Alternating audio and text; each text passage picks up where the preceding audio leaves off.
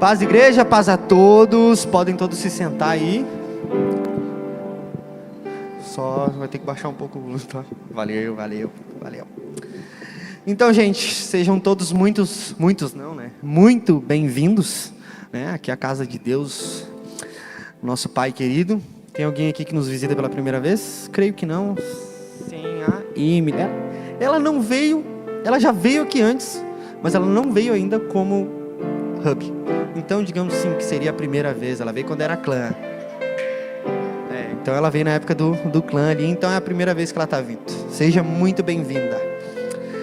Então, gente, a gente está na nossa série Ele, quem é Ele, né? Fui dar uma olhadinha para ver se eu não ia falar besteira, mas é sobre Ele. E a palavra que eu quero trazer hoje, ela é bem... Creio que não vai ser uma palavra assim, sabe, de motivacional, nem, não vai ser isso. Vai ser uma palavra mais racional, sabe? Para trazer aqui para dentro, para a gente pensar com clareza. Mas antes de começar, eu queria perguntar para vocês, se vocês já se fizeram a pergunta, se vocês conhecem Jesus. Se vocês já questionaram sobre quem Ele é e sobre o que Ele representa dentro da vida de vocês. E hoje a gente vai aqui juntos descobrir e refletir, né, juntos sobre a verdadeira, sobre o que a Bíblia nos ensina a respeito dele, né, do nosso Pai querido. E a minha palavra está baseada lá no versículo, quer dizer, lá em, cadê? Mateus 16, do versículo 13 ao 18. Deixa eu ler aqui para vocês, ó. Vindo Jesus às regiões de Cesareia de Filipe, e perguntou aos seus discípulos dizendo: quem dizem os homens que eu, o Filho do Homem, sou? E eles disseram: alguns dizem que é João ou Batista, outros Elias, outros Jeremias e outros um dos profetas. Disse-lhe ele: mas vós, quem dizeis que eu sou? E Simão Pedro respondendo de forma firme: tu és o Cristo, o Filho do Deus vivo. E Jesus respondendo disse-lhe: abençoado és tu, Simão Barjonas. Creio que seja isso, Barjonas. Pois carne e sangue não revelarão isso a ti, mas o meu Pai que estás no céu. Caso alguém não entenda, aqui está dizendo que coisas terrenas não iriam revelar isso para ele, a não ser o nosso Pai querido lá do céu. Revelarão isso a ti, mas o meu Pai que está no céu. E eu também te digo que tu és Pedro, e sobre esta rocha eu edificarei a minha igreja, e as portas do inferno não prevalecerão contra ela. Amém? Amém. Então, seguindo aqui, né, o versículo, do versículo 13 ao 18, Jesus faz essa pergunta, né, e eles dizem lá as opiniões dos populares, né, que era João Batista, Elias, um dos profetas e tudo mais. Então, Jesus faz a pergunta para Pedro e ele diz: tu és o Cristo, o Filho de Deus vivo. E quando a gente... E quando a gente olha para a história de Jesus, a gente se depara que muitas pessoas têm uma opinião diferente sobre quem é Ele. E até certo ponto isso não está errado, né? Tem pessoas que dizem ali que, como estava escrito na Bíblia, que Ele era só um profeta, que Ele era só um curador lá, que Ele podia ser Elias, Ele podia ser um filósofo, né? Como o Diego trouxe na palavra do esquenta ali. E as opiniões, elas são bem divergentes e até certo ponto isso não está errado, porque... para o Leander, Jesus, né, a nossa trindade ali, pode ser o melhor amigo dele. Para o Wesley, pode ser o pai dele. Para a Rebeca, pode ser também o melhor amigo dela, o confessor? O confidente. Boa, Rebeca, obrigado. Pode ser o confidente dela. Confessor pegou mal, né? Obrigado, Rebeca. O confidente dela. Então, opiniões, elas divergem e até certo ponto não tem problema elas divergirem, né? Mas a gente tem que tomar muito cuidado para não fugir dessa linha e a gente considerar ele um filósofo ali, só um poetista. Tô brincando, João, te amo. Mas quando Jesus perguntou aos seus discípulos quem eles achavam que era, Pedro respondeu: tu és Cristo, Filho de Deus vivo. E essa resposta, ela revela para a gente a verdadeira identidade de Jesus e a importância da gente reconhecer quem é Ele. E essa resposta, ela é muito fundamental para a gente entender quem Jesus é e o que Ele representa na nossa vida. Mas será que a gente entende essa resposta de fato? Será que a gente consegue extrair o verdadeiro significado? E o que eu quero trazer com essa palavra é que lembrar que a nossa fé deve ser racional e emocional. Deus nos deu essa incrível capacidade e habilidade de pensar e sentir, e é importante a gente usar essas duas coisas para ter esse entendimento de fato. Porque, deixa eu dar um exemplo aqui, é a mesma coisa para alguém já trabalhou aqui com vendas, exceto o Léo e eu, tu, Diego? Se a gente não acredita no produto que a gente vende, a gente não consegue vender, não é mesmo? Não é mesmo? O pessoal que é vendedor aí tem essa pegada. E se a gente não acredita no que a gente está falando, né, no nosso produto, a gente não consegue vender. E é quase a mesma coisa. Então a gente tem que usar o nosso racional, o nosso sentimental para entender o que de fato está sendo falado, o que de fato está acontecendo.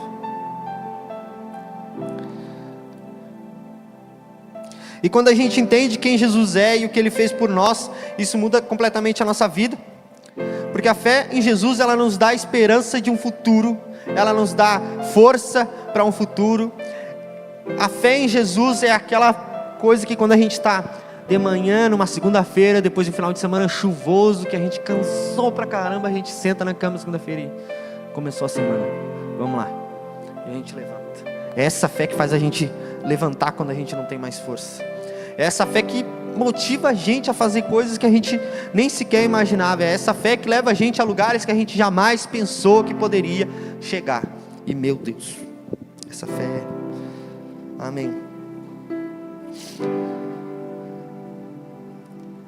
E além disso, também traz a salvação, que é algo que nos dá a oportunidade de ter uma relação muito melhor com quem, Miguel? O guri é bom demais, né? Vocês viram o que acontece, né? Ele é muito bom. Você está lendo aqui ou tu sacou de cabeça? Sacou, né? Um guri ungido. E aí, através disso, a gente consegue ter uma vida próxima com Deus, uma vida plena e abundante.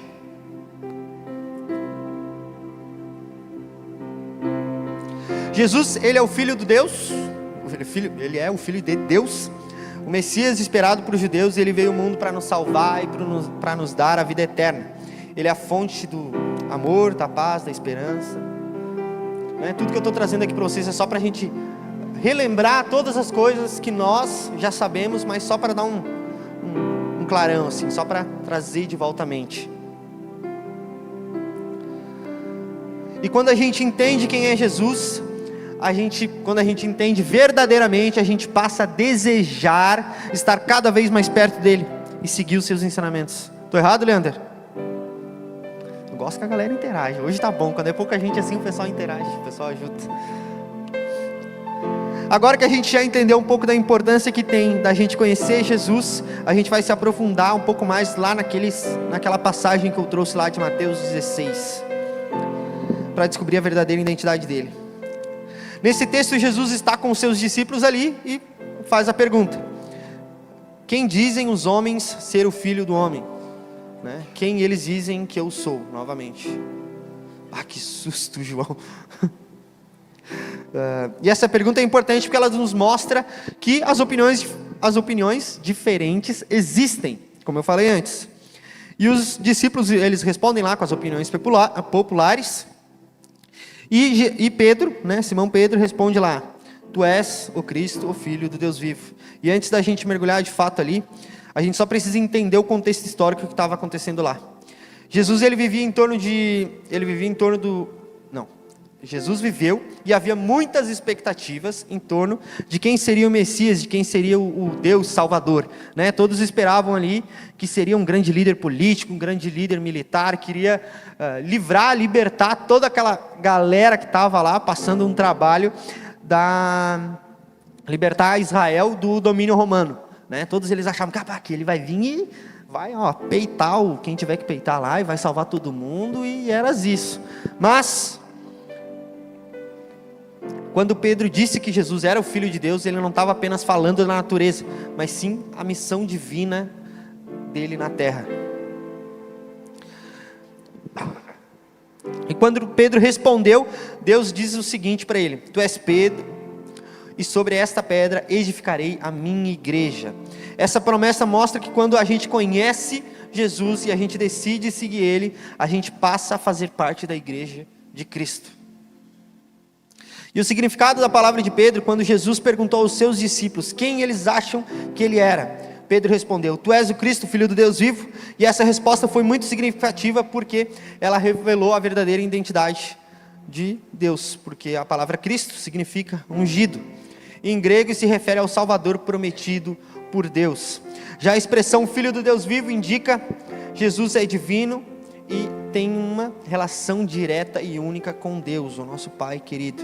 E qual a importância que a gente tem de reconhecer quem é Jesus? Porque da mesma forma que Ele teve esse acesso, né, essa relação única com Deus, a gente também pode ter, quando a gente entende e conhece Ele de fato.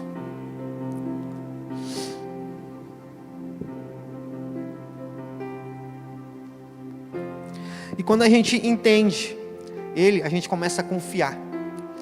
E o princípio básico da confiança é que quando a gente confia em alguém, a gente passa a acreditar nele, a gente passa a querer buscar mais Ele, a gente passa a entender que Ele é o nosso Salvador. Vocês estão pegando? Tá dando para criar? Show, né? E cara, para mim, Vinícius, opinião pessoal, como, né, cada um pode ter a sua. Para mim, uma das principais coisas de acreditar em Jesus é que foi através dessa minha fé nele, de acreditar nele, que hoje para mim faz total diferença, que todos os desafios que aparecem na minha vida, tipo assim, eu tenho a certeza que Ele vai estar comigo. E se eu conseguir vencer esse desafio é porque eu tinha que vencer. E se eu não conseguir, cara, é porque eu tinha que aprender alguma coisa com aquilo dali.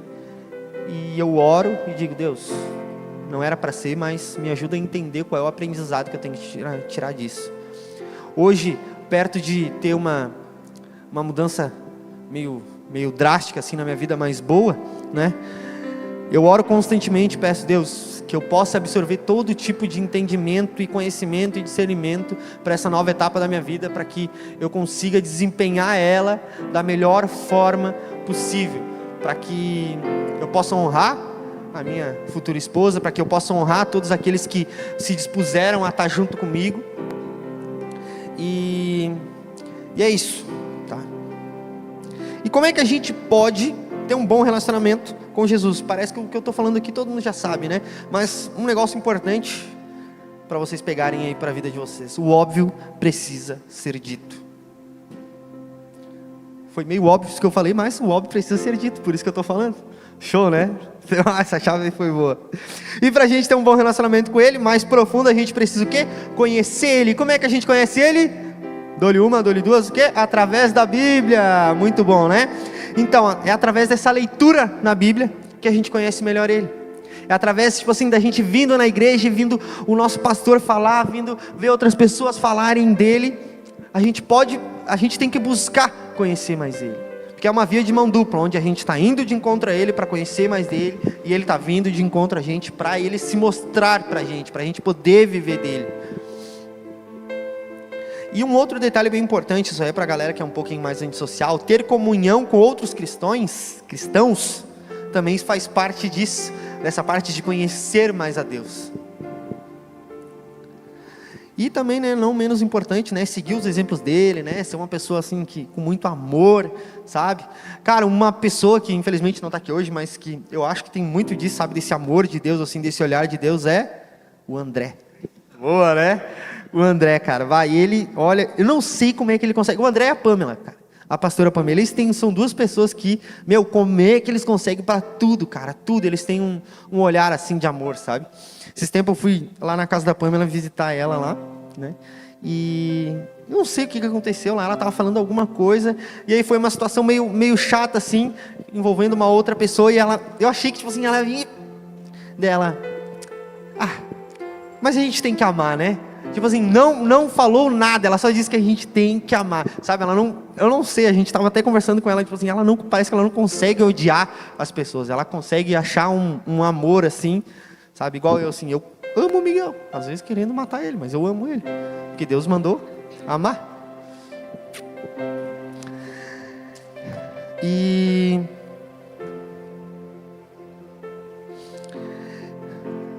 só lembrando, a minha palavra é um pouco rápida, tá? Então, daqui a pouco já está se encaminhando para o final, tá, gente? E consideração, né? Se a gente for fazer uma consideração assim, o que significava construir a igreja sobre esta rocha? Aquela passagem bíblica, aqui a gente falou ali antes de Mateus 16, versículo 3 ao 18.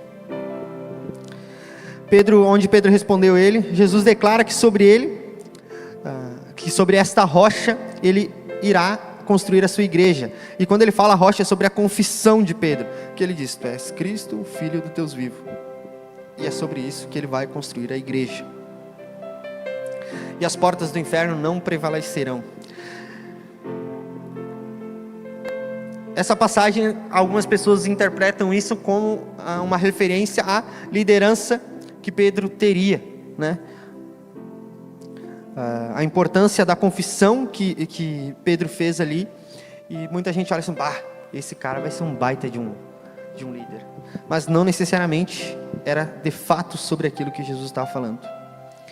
E a pergunta que eu quero trazer para vocês é: quem vocês dizem que Jesus é? Para ti, Felipe, não precisa me responder, tá? Quem Jesus é para ti? Dani, Gabriel, Léo, Duda, Rebeca, Emily, Diego, nosso amigo ali, que infelizmente até hoje eu não sei o teu nome, mas eu vou descobrir. Cristiano, para quem é Jesus para ti? João, Micael, Wesley, João Vitor, João Pedro, Leander, Miguel, quem é Jesus para ti? Jesus é o cara. É um profeta, né, cara? Deus o livre. E eu quero meio que fazer um convite assim para vocês. Vamos pensar como um convite, tá? Pensar como um convite. O Miguelzinho vai tocar aqui, né, Miguelzinho? Tocar uma música bem legal, aqui um louvor bem legal. E eu quero fazer um convite para ti, que não tem certeza absoluta, com convicção dentro do teu coração, ou de fato não conhece nenhum dos âmbitos, nenhum dos parâmetros, nenhum dos números e opções e oportunidades que teve, tu não conhece Jesus como Filho de Deus na tua vida. Eu quero te convidar a fazer isso hoje, assim que o Miguel começar a tocar. E eu quero que um convite mesmo, se tu quiser aceitar Jesus como teu Salvador pessoal, convidar Ele para tipo assim, tomar conta da tua vida, o banco das decisões da tua vida, tu abandonar Ele e deixar para que Jesus tome conta, para que o Espírito Santo tome conta, para que Deus tome conta.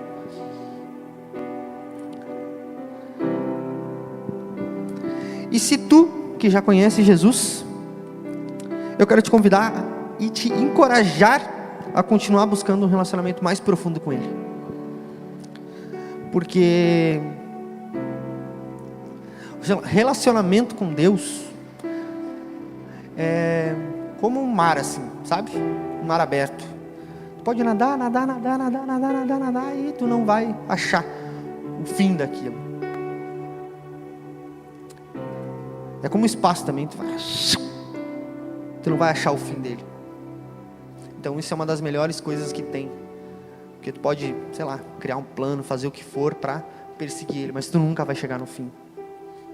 E acredito que isso seja uma das coisas que a gente pode se apoiar, uma das coisas que a gente pode, eu vou me dedicar a isso aqui, porque eu sei que isso aqui nunca vai acabar, isso aqui nunca vai ter fim, então eu vou me motivar, eu vou correr atrás disso, eu vou buscar, eu quero conhecer, eu quero ser uma referência, eu quero que quando o Leander venha me perguntar qualquer coisa sobre o relacionamento com Deus, eu consiga falar com convicção, que eu consiga falar com autoridade, que eu consiga ter certeza do que eu estou falando com firmeza, que quando ele olhe para mim, ele pense, o Vini tem um relacionamento com ele. Que quando o João Vitor venha falar comigo sobre qualquer coisa, qualquer opinião que ele venha me perguntar, talvez eu não tenha a melhor resposta para dar para ele, e não tem problema não ter a resposta, mas eu posso orar por ele, eu posso pedir para que Deus dê o discernimento para ele encontrar a resposta que ele busca. E